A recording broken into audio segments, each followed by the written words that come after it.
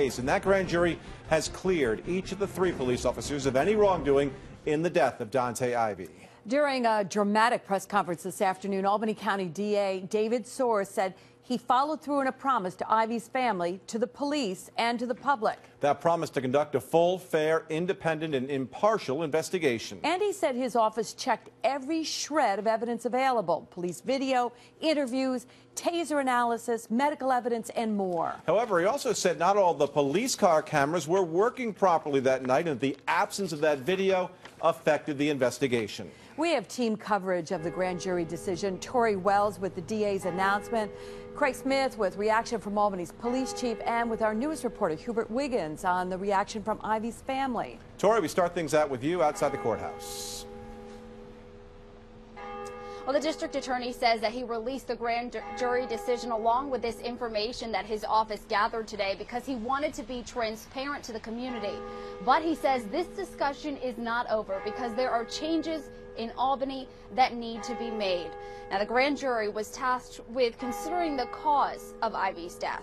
To bring a homicide charge, they would have had to determine that the officer's actions contributed to the cause of death and that they should have expected their actions would have caused his death.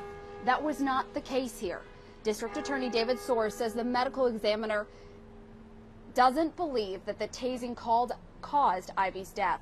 Soares says he told Ivy's family that decision today, and he was open about how difficult that was. I've never experienced interaction with a family who has consistently demonstrated grace and patience as the Ivy family. Moving forward, the district attorney says Albany has work to do when it comes to training officers to better identify people who have a mental illness.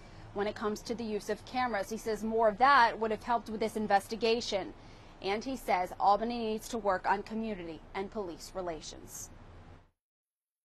At the end of the day, we're left with asking the question, why can't young men of color walk through the streets at certain times of night without police interaction? The question is a simple one to ask. The answers are, however, much more complicated. Because in a city where you have 4 shootings in one weekend,